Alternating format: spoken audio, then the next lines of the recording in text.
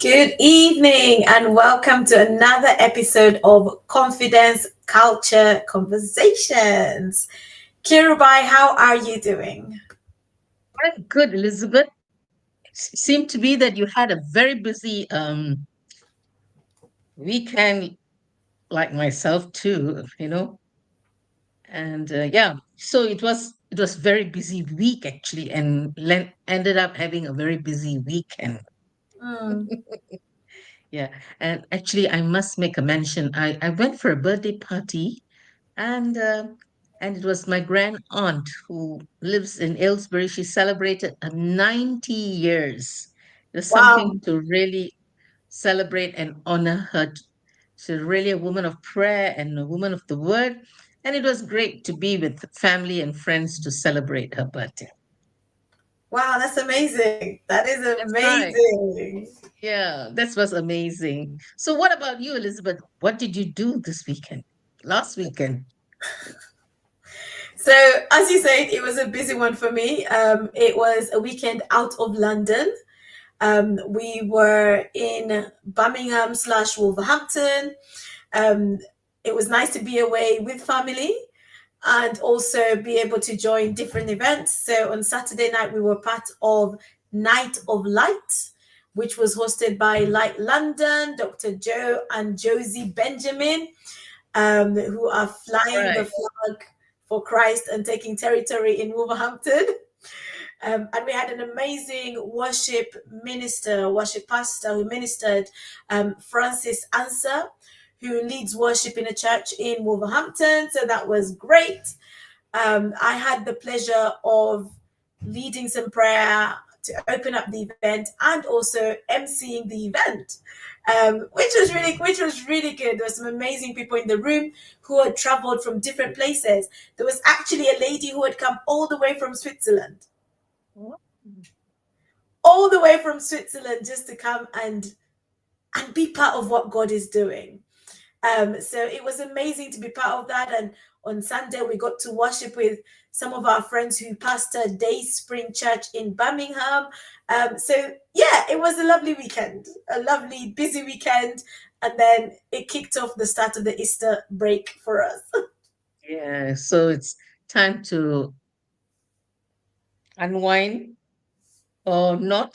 I mean, having the kids in the house, with Janaya there, I'm sure you really can't unwind. You got to keep her all occupied with Shalom and, having a lot of activities. Yeah, your hands are full.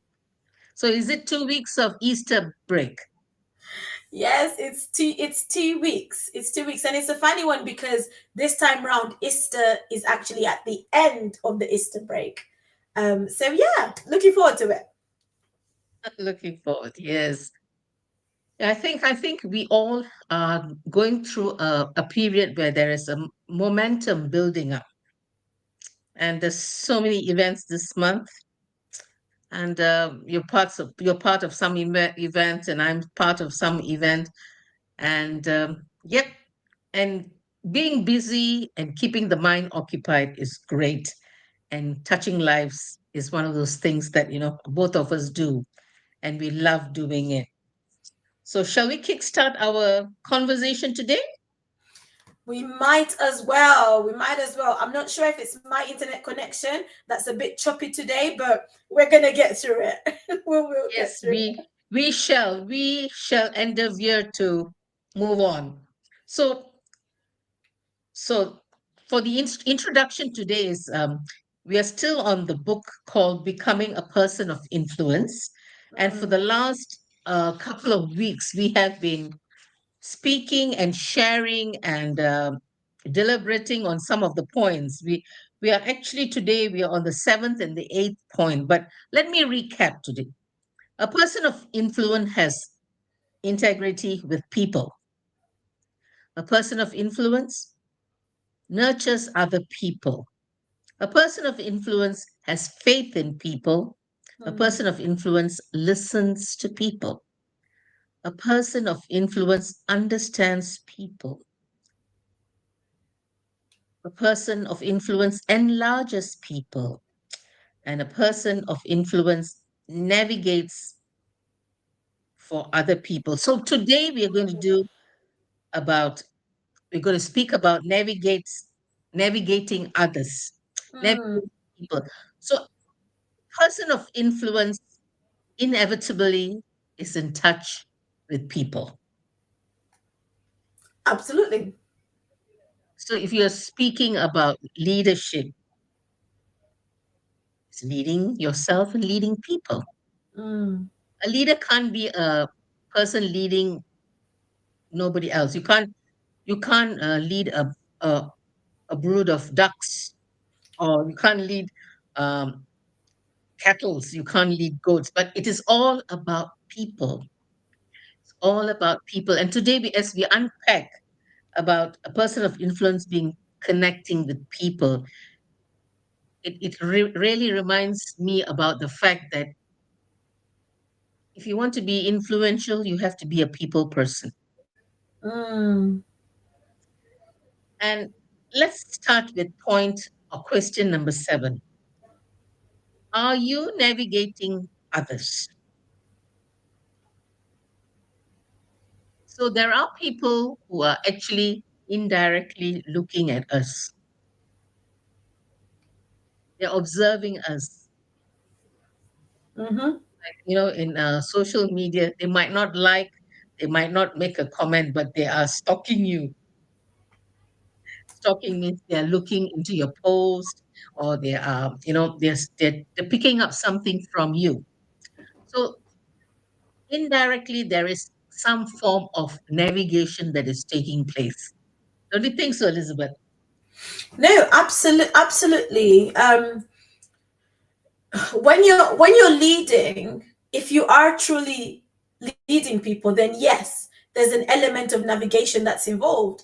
There's an element of, oh, this is the way you're influencing some decisions that they are making to a point. You're having a level of influence over them, and that influence is impacting some of the decisions that they're making directly or indirectly. So navigating people when you are in leadership, it sort of automatically happens, but it's about being intentional to navigate them in the right way. I think that's where the key thing That's key. is. Yeah. Like, where does this person need to grow? How can I navigate them? How can I direct them? How can I coach them? How can I stir them in the right direction? I think that's where it really becomes more powerful, is when you're being Mhm. really intentional about it. Mhm. And I like the fact that, the word intentional. We so even in there are people who intentionally follow us, but they might be very visible. So one of the quotes in the book, it says, a leader is one who sees more than others see, who sees further than others see, who sees before others see or do. So Mm, there is an element of a cutting edge that you carry as a person of influence. So as mentors and coach, and when you coach, we see the potential in someone and drawing out the potential, and that is being influential on that person's life. mm, So a navigator, we're talking about navigating someone, is plots the course, showing them the best course to take. mm. That's an interesting one, because I'm sort of here thinking, what hats do I wear when I'm navigating? Mm, Am I and because someone has to submit to your navigation, right? Or they have to say yes to your navigation. Because if, for example, we are in a mentoring capacity, right? mhm, It's a lot easier for me to say this is the way. But if I am wearing a coaching hat, it's more a case of, oh, which way do you think would be the most productive way for you to take? So it's a different style of navigation. And I think as leaders, we also need to understand that it's not just about giving somebody directions. It's empowering them to make the right decision about the direction that they need to take. So it's not just do this, do that, go this way, go that way. It's throwing some little things their way so that they can think about it and make a decision that works with where they're trying to go. So, the question here, Elizabeth, when you are navigating someone and plotting the costs for them, it it could sometimes turn to be very controlling. So, how to overcome that controlling element in navigating someone? Because sometimes, as a mentor or as a coach, we might say things that will help, but it could be misconstrued. Hmm. So, how do you separate yourself from that? This I can answer with what I literally just said, in the sense that the style of your navigation, the style of your leadership is what's going to make the difference. So, if, for example, I said, I think this is the next course of action for you to take, right? And if I said, what do you think would be the best way for you to move forward? I'm sort of still directing, but I'm giving them more leeway to make the decision. I'm putting more of the responsibility in their hands, as opposed to the first option where I am the one directing. And guess what? If it fails, it's all on me, right? It's all on me. But with the other option, it's more empowering in the sense that they can own it. It's kind of like when you're in coaching, one of the things they say is, as a coach, don't give the actions. Mm. Let the person you are coaching come up with the actions, because Mhm. when they come up with the actions themselves, it's more likely that they're going to own those actions, as opposed to you saying, okay, this is what I want you to go away and do.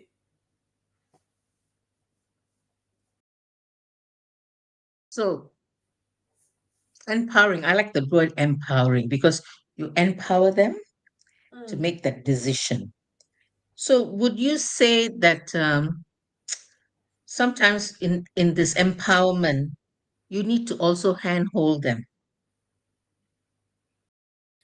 Sometimes there might be times where you need to. Yeah. And handholding, it also depends on the recipient, the mentee, whether they would like that or they wouldn't like that style. Because I know of people when you try to handhold them, it they might take it as control. So this word control can be um, very controversial. And I think we need to be very, very conscious and mindful about where to draw the boundaries as Mm. mentors. And whoever's watching, who's online with us today, this is something you have to be so mindful, because we can take over the whole shebang and the whole process, and then we can lose respect in this area, and we don't want to do that, because the mentees are looking up to you, because you are the person of influence, and you are making a mark in the lives of people who are looking up to. And we don't want to lose that, right, Elizabeth? Absolutely, we don't. And like you say, it can be very sensitive. And I think a lot of people, now I'm going to take this back to the church, right? I'm going to take this back to church, in the sense that Okay. there's a lot of people dealing with church hurt. And some of the church hurt has come as a result of controlling leadership. That's right. So it's like you said, it's important for us to know where to draw the line, and to also know, how are we leading? Are we managing? Are we a dictatorship? Mm. Or are we giving people a say? Are we allowing people to express their opinion, or are we just coming in and say, okay, this is what we need to get done, do? Or are we looking at what are their strengths? What are their weaknesses? Who is the best person within the team to complete this task? How can I support them? Where can I support them? Because that's also important, because sometimes we can be controlling and tell people what to do, but not even offer the support for them to effectively do what we are asking of them to do. True, true, true. Very, very true. And I think their opinion matters in this, because it's between them and you, and Mhm. them having a word in this whole process, having a say in this process. It is precious. It is important. And I like this point that I'm going to bring forth, is recognizing the blind spots in others. As a people of influence, we can forewarn our Mhm. mentees, or even allowing them to, even before they make that mistake, sharing and identifying and helping them to overcome the blind spots before they fall into the ditch, because Mm, it saves a lot of trouble. So that's something that's it's really important to share, not to be overbearing, but to share. mm, So it's because it's like what you say, Elizabeth. It's sensitive. We're dealing with human beings. We're dealing with people, and dealing with people means two hearts trying to become one and to understand. You know, or understanding each other is a constant learning process. mm, Mm. So here's another question for you, Elizabeth. I mean, I really value your opinion on this matter.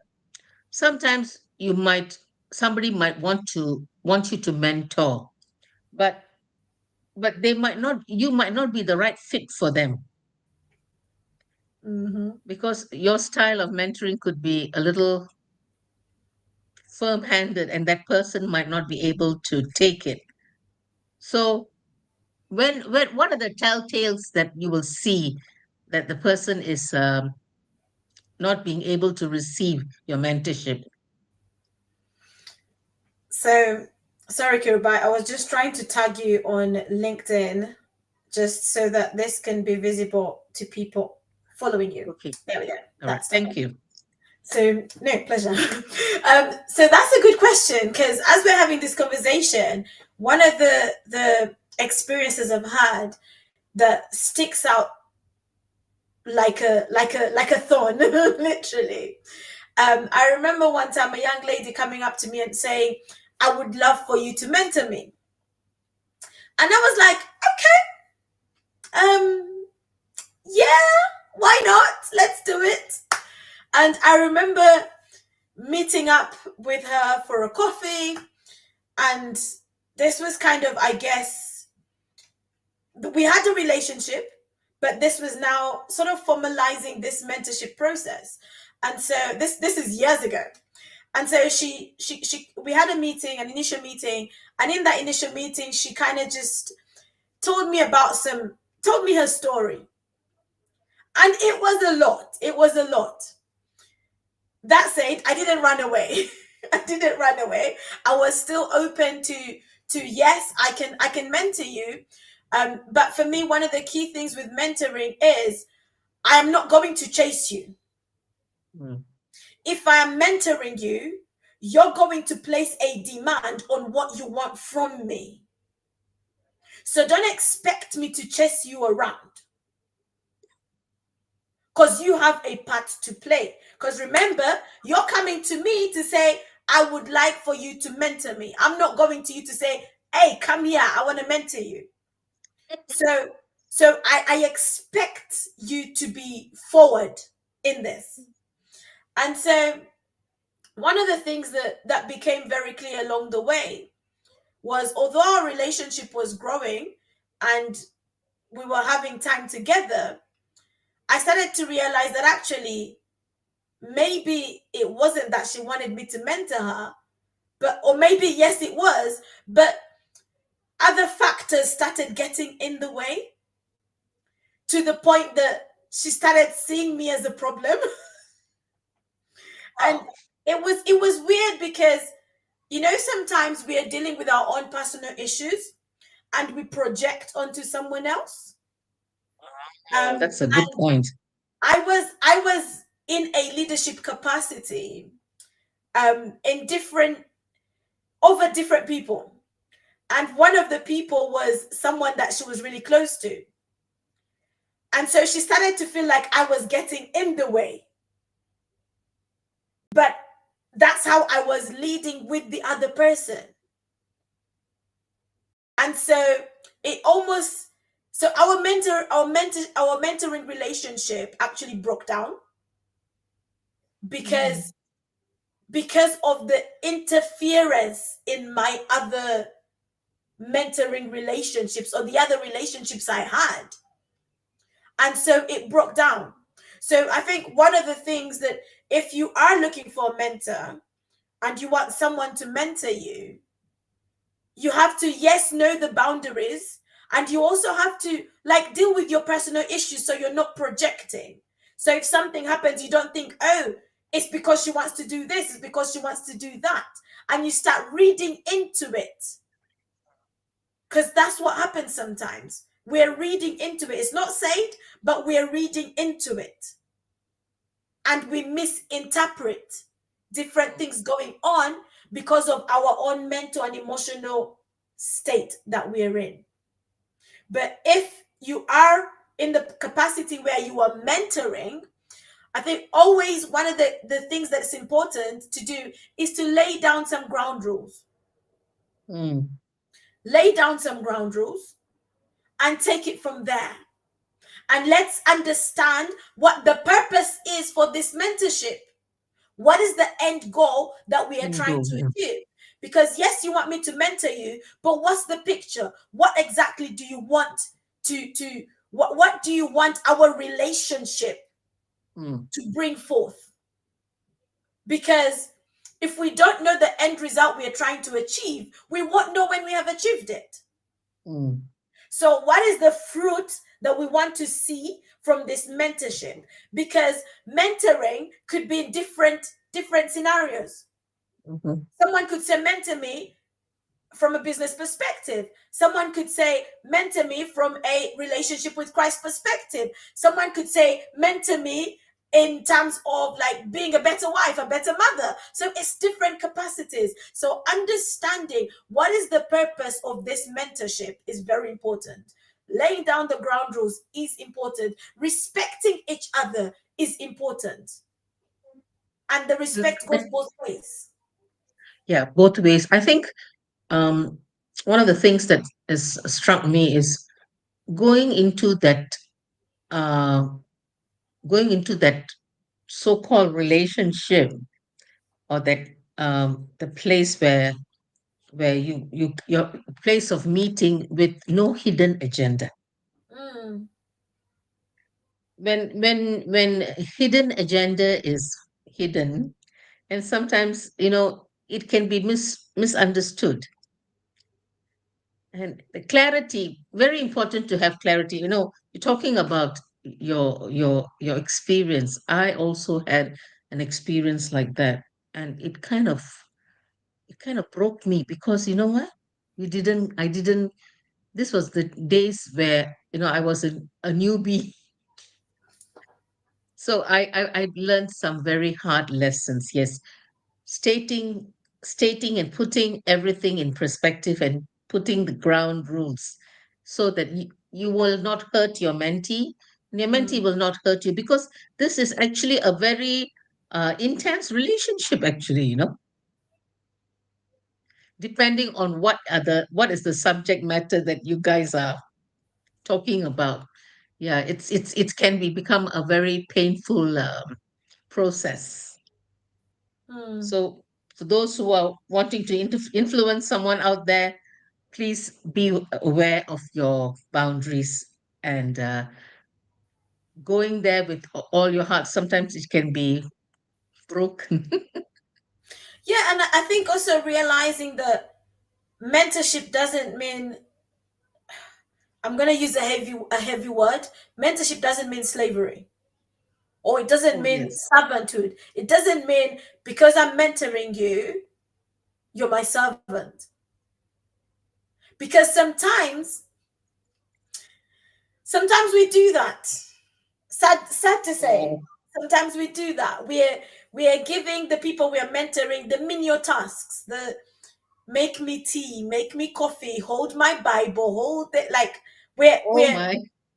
no, but it happens, Kiruba. It Yes, I happens. know. Armor bearers, that word, armor bearers. Oh God. Because sometimes when it comes to, particularly in ministry, when some people ask to be mentored, that's what they are made to be. Like anytime the pastor needs a job done, he calls them. I need to take my clothes dry cleaning. Can you come and take them dry cleaning? Some people are living in that. That's what their mentorship is has become. This It's is like very derogative. you're the extra help because I am mentoring you. You're available for me to use you, and that is wrong. Yes. Sorry, Totally agree. I'm calling it out, and I Yeah. see it in our black churches. Yes, yes. I think That's that's what where I have seen it. mhm. It might be Yeah, happening in other spheres, but mm. that's where I've seen it. The term used is armor bearers, and it's I very like wrong. the term I'm a bearer because when exercised effectively, it does the job. But when we abuse it, and that's the thing, going back to that statement, which I think it goes back to Miles Monroe, or maybe it was said by someone else, but I think Miles Monroe is the one that's sort of named as the person that says it. When the purpose of a thing is not known, abuse is inevitable. Mm. So when Hmm. the purpose of a relationship is not known, it's easy to abuse the relationship. Oh When yes. I don't know your purpose in my life, it's easy for me to abuse that relationship. And talking about mentorship, sorry, I'm going to go here because it's fresh in my head, but back to church. We're having a lot of reports coming out now about people being abused in church. And some of it, and this is historic, and some of it is not necessary that it has been sexual abuse or physical abuse. Some of it has literally been, I am getting you, you're doing these menial tasks for me, and you don't have a life because I am mentoring you. So if you want access to me, you do as I ask you to do. And that's not right. It's very sad using the name of the Lord and doing it. And that is witchcraft, man.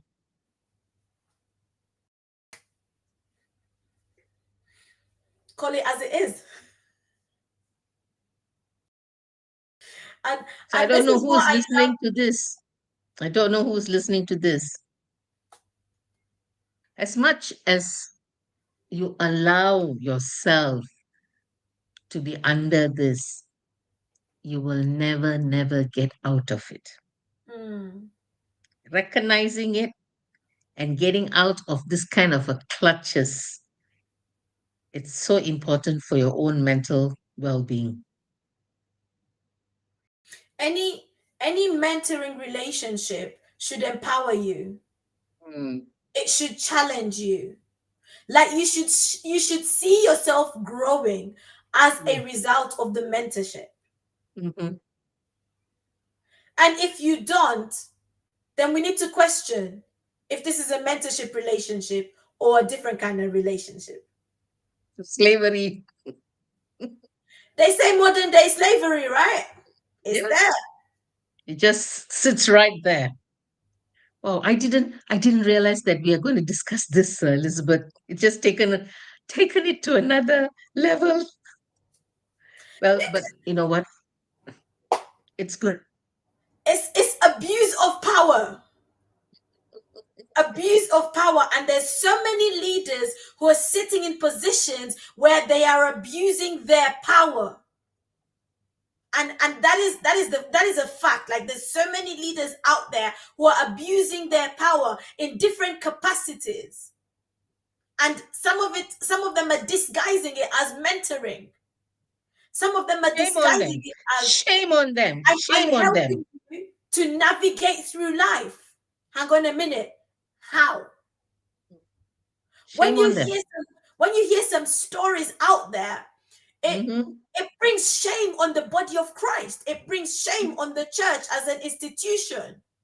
Hmm. When you hear these different stories, but we are supposed to be empowering. Like, if you're in a mentoring relationship, there has to be some empowerment that comes out of it. There has to be some growth that comes out of it. Hi, Etta. Good. Thank you for joining us. We're in a bit of a deep one here, but thank you for joining us. But Yes, so it's so important that we, like you said, Kirubai, we learn to recognize when mm, these relationships are not right, or when these relationships have gone above the boundary, mm, and we walk away from them. And there's some people who are suffering. Some are not even they've closed their eyes to going back to church because of the abuse that they have had at church. And I am not just talking sexual abuse.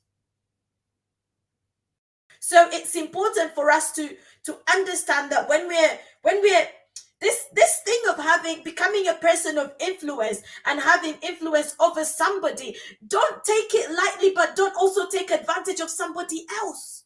Just because you have influence over somebody, it doesn't give you the right to take advantage of them. It doesn't give you the right to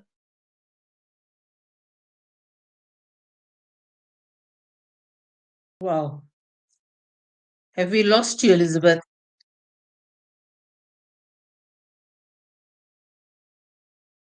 Elizabeth? Elizabeth is having some trouble with her internet today. So bear with us. So we are still on the subject matter of a person of influence navigates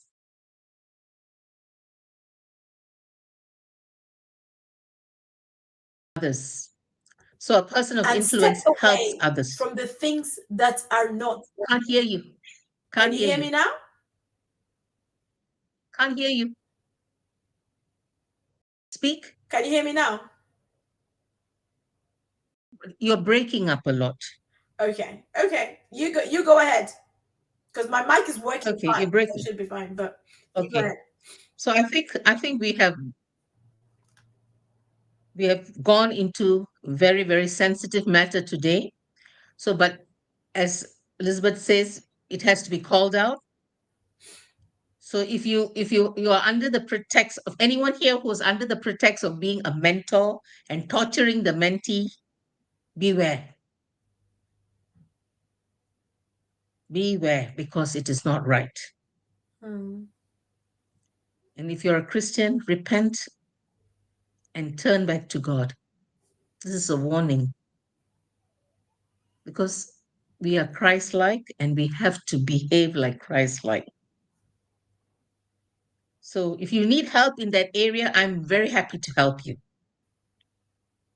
because I've experienced some bad leadership that have brought me down.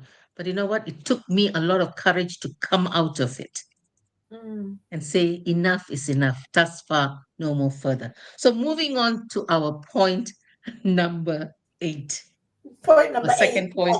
A person of influence connects with people.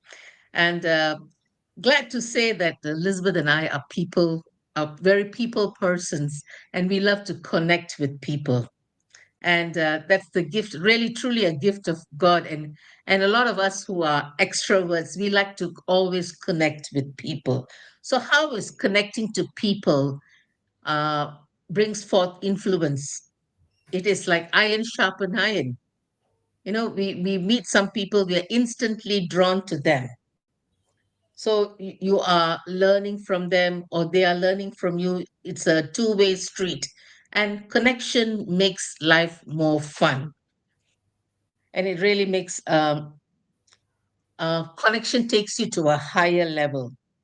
So in making connections, one of the points that I would like to share is do not take people for granted, because familiarity brings contempt. And sometimes I think what is the word is we must be respectful to the other person, and give them that space to grow, especially mentor mentees, and that is giving respect to them and having a mindset that's very important. Elizabeth, I'm just reading some of the points that's in the book. So, Mhm. possessing a make a difference mindset. I like this. Elizabeth always speaks about mindset, and being a person of influence, we must always go with the mindset that I would like to make a difference in this connection. Take it from there, Elizabeth. Come. Right. This internet doesn't like me today, but it's all good. I will say what I need to say. Um, so I'm going to bring it from a faith-based perspective. So we are called to be the salt and the light as people of faith, and salt and light makes a difference. It doesn't blend in, it makes a difference. So as Mhm. you shine your light, you make a positive difference. So for me, like that, the bit about connecting with others, how can I positively impact the people around me? How can I positively impact the people I am connected to? How can I use what I have to make a positive impact? And actually, so one of the things that John Maxwell talks a lot about is adding value to others. And in any relationship that you find yourself in, there is always room for you to add value. So, how can you add value? When you walk into a room, what value can you add into that room? When you sit down and have a coffee with somebody, what value can you add to them? Something interesting happened to me today, Kirubai. I was sat in Cafe Nero and I was humming away. I had a song in my spirit, and so I was humming away while trying to do some stuff. And there was a lady Mm. sat next to me, and I noticed she sort of leaned in, Mm. and then she carried on doing what she was doing. Then she leaned in again, and she was like, "Are you humming?" I'm like, "Yeah." And she said, "What you're humming is very peaceful. It's very calming." Mm. And she said, "I wonder if you're a Christian." I said, "Well, I'm humming a worship song." And that led into like an hour-long conversation Wow. where we connected, where we talked about our faith, where Mm. we just exchanged ideas and actually swapped numbers at the end of the conversation. Wow. So how can you add value in your home, in your community, wherever, whatever room you find yourself in, on social media? How can you add value?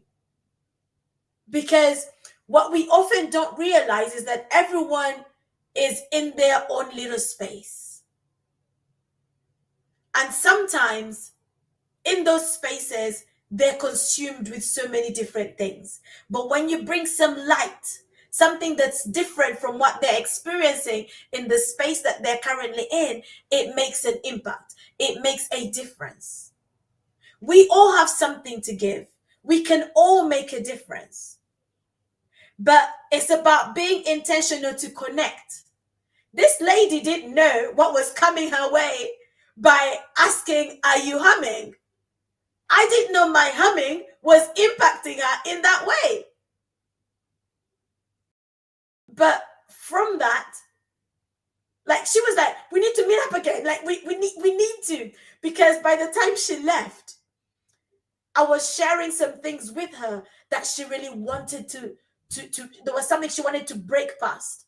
And our conversation was going there. Like it was an empowering conversation. So now we can connect on a different level.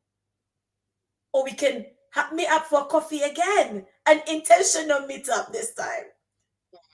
But the way to grow in your influence is make connections.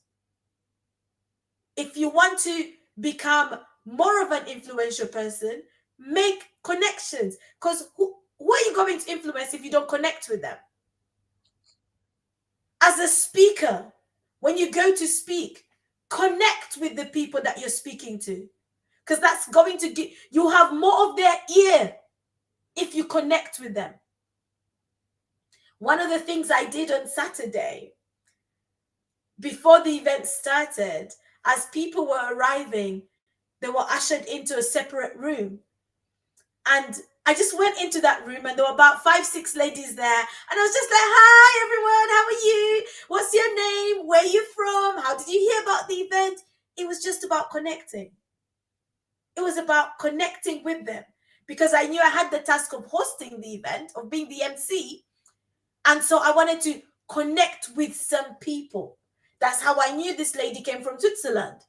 I had a conversation with her. I connected with her. And it was so funny because it was like we knew each other. She was this old lady and we exchanged a hug and we talked and it was great to see. But it's about connection, being intentional with making connections. Hmm. Actually, that's actually the easiest way is in a room full of people, just being yourself and connecting with them. I must share a funny one with you. Talking about connecting, I mean, I had to do something last Friday, and I kind of reluctantly, because I had given my word, and one of the things is when you are in leadership, your word carries. Mhm. I couldn't go back on my word, and then realized that it's going to be a very long day, and it would have been it would be a difficult day, but I gave my word. So I went, I did the task at hand, but lo and behold, God had a purpose. He connected me with a very interesting person.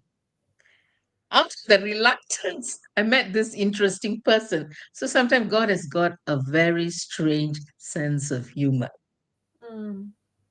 So but it was interesting. So you have a very positive story.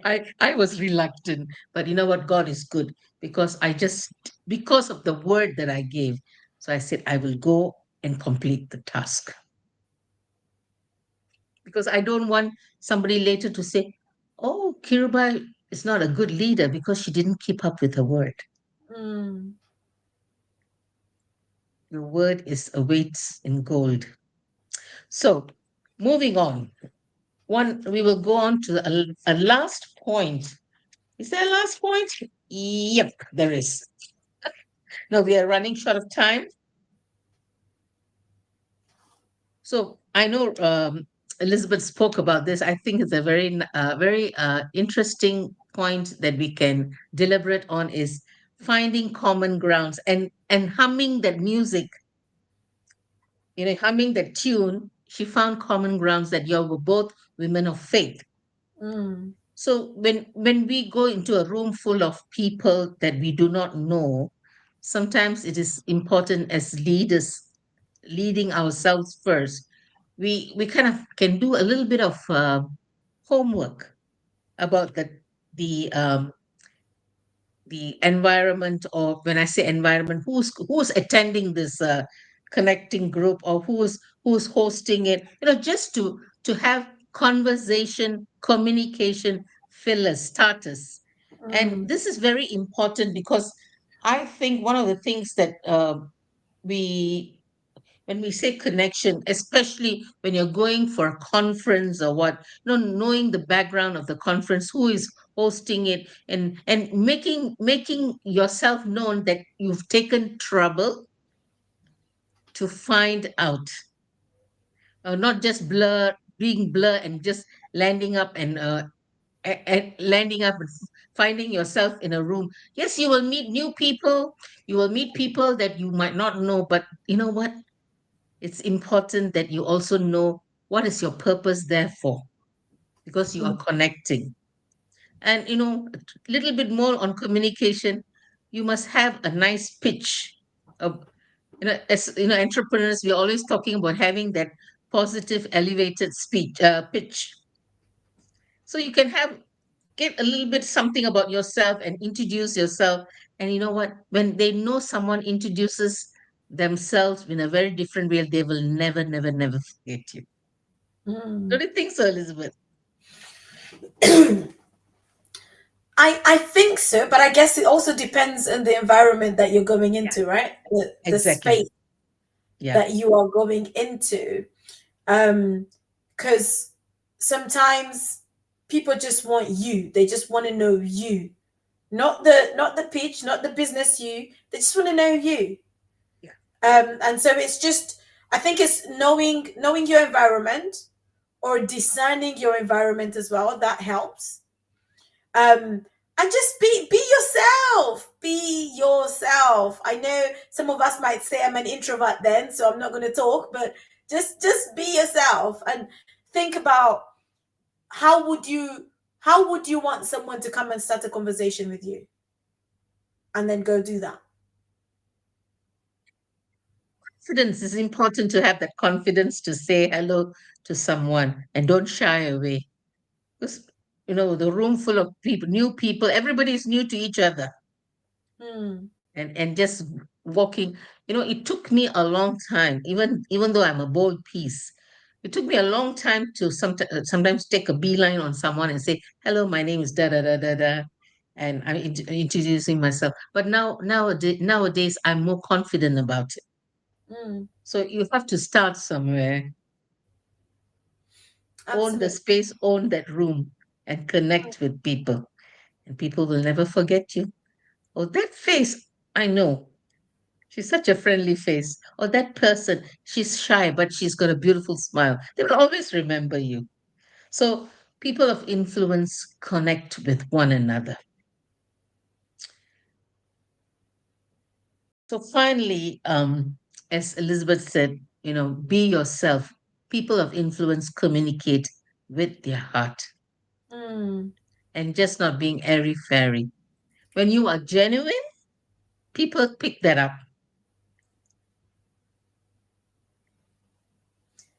And that's so true. Authenticity makes a difference.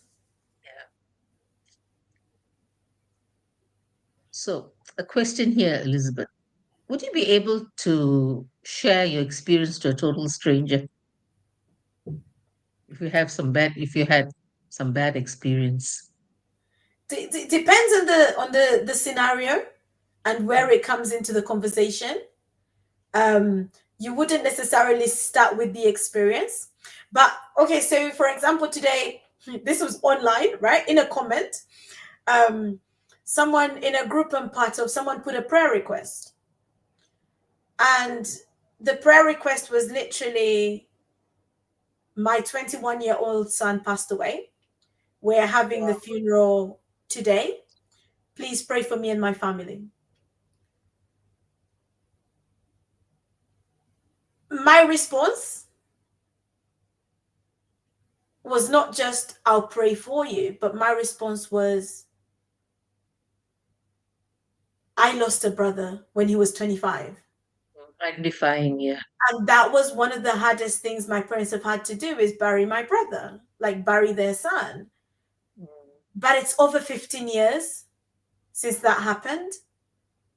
And by God's grace, we're still standing. So, and then I kind of went on to pray and say, you know, may God comfort you and your family and strengthen you during this difficult time. And she came back to say, thank you for sharing your experience with me. Wow. It gives me hope. So, And immediately there's a connection there. absolutely, absolutely, because the more, see, sometimes as leaders we're scared of being vulnerable, we're scared of sharing our vulnerable experiences, but actually your vulnerability can be the very thing that attracts people to you. That's right. Your vulnerability can attract the people that God has set aside for you to be an influence over, because they know you've been through it. They can connect.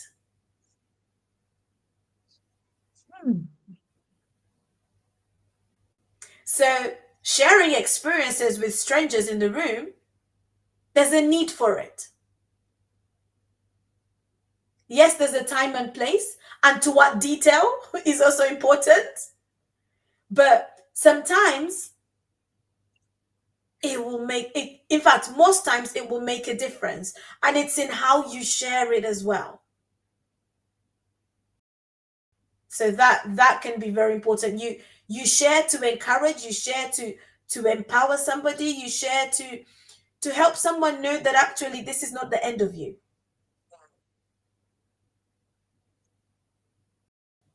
So true. So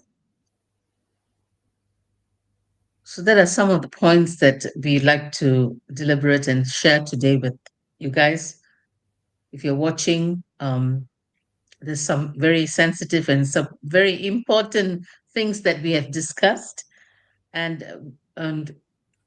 I personally wish that you would take this leadership influence very seriously, because we all are leaders in the making.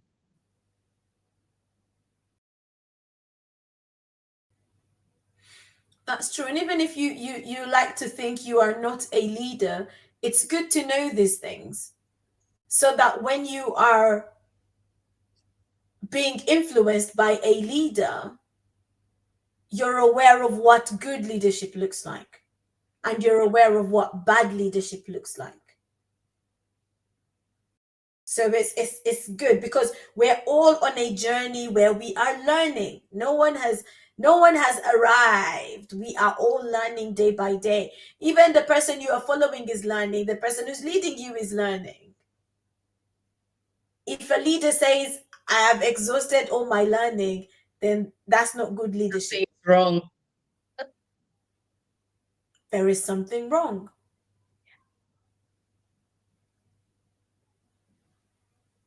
Something wrong. Mm. And you know what? If some of the things that we've discussed today have hit a spot for you and you want to have the continued conversation, please feel free to reach out to myself or Coach Rubai, or people that you trust who are in a leadership capacity that you can speak to. But don't suffer in silence. Don't suffer in silence. And I think that's the key message. Don't suffer in silence. Sometimes it's all we know, and so we think it's the norm. But if you need to walk away, you walk away.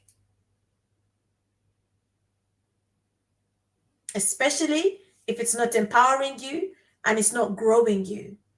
If it's not helping you to be the best version of you, then there's a problem.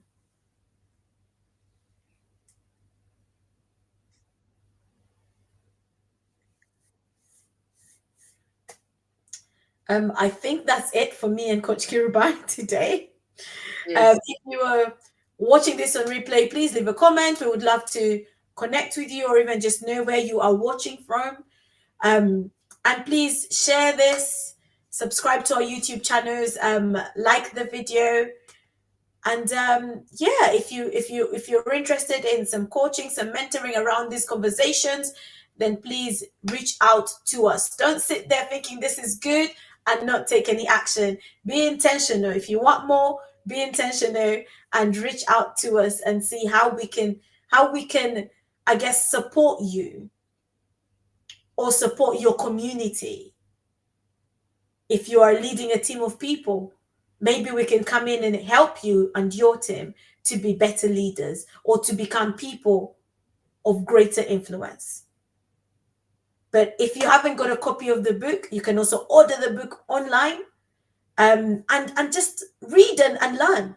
Read and learn, read and be empowered. We'll be back next week with our final two points from this book. And then maybe we'll take an Easter break. I don't know, a break for 1 week and come back. But we'll see. But feel free, honestly, to reach out to us if you want to discuss this topic further. And I think that's it from us. God bless you. Enjoy the rest of your day. I don't know whether it's evening for you, but it's evening here in London. So have a lovely evening. Enjoy your night, morning, wherever you are in the world. God bless you. Bless you.